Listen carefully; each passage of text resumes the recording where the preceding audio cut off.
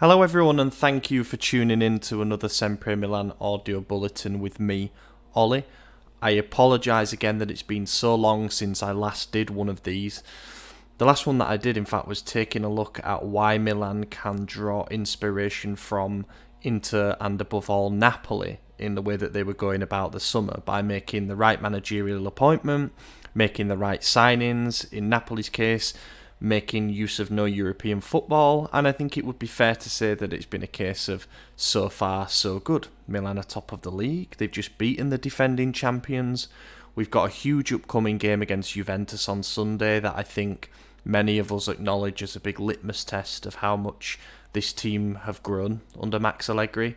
There's plenty of subplots to it too. Obviously Allegri's return to the stadium, Rabiot's return to Turin, Cone di Vinta looks like starting at the moment with Fikayo Tomori, currently an injury doubt, and he, of course, got his Serie A debut and his Champions League debut with Juve. So there's plenty to go out with regards to that particular game, and of course for the pre-match preview, we've got the main pod for that.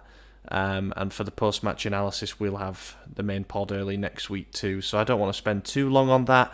I just really hope that we can continue to go from strength to strength and pick up another 3 points if possible. I think if you'd have offered me 4 points from the Napoli and Juve games, I would have taken them, especially in the circumstances that Napoli game went with the red card early in the second half and stuff.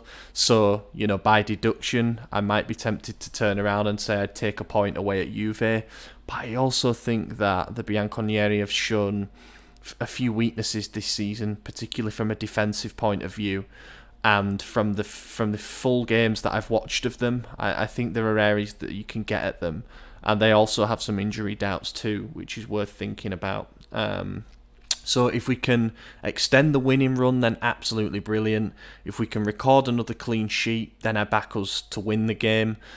But also, if we were to fast forward to Monday morning and we're reflecting on a 1-1 draw, for example, I don't think it's the end of the world. So anyway, I'm crossing my fingers. We go into the game with confidence, and let's hope we come out with confidence too.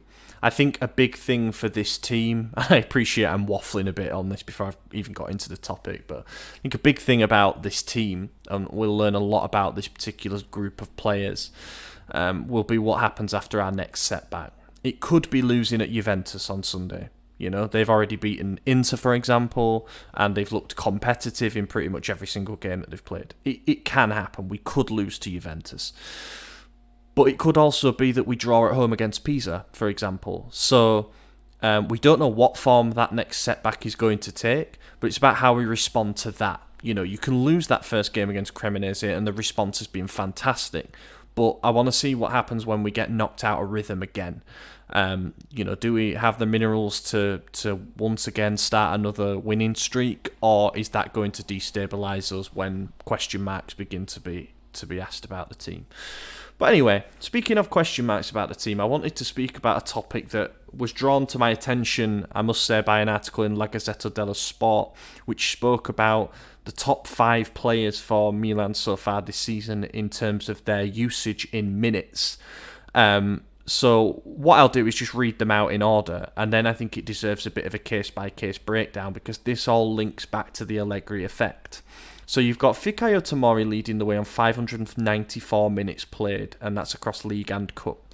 In second is Alexis Salamakers with 556 minutes. Then it's Strahinja Pavlovic on 551, Matteo Gabbia on 540, and Santi Jimenez on 533 minutes.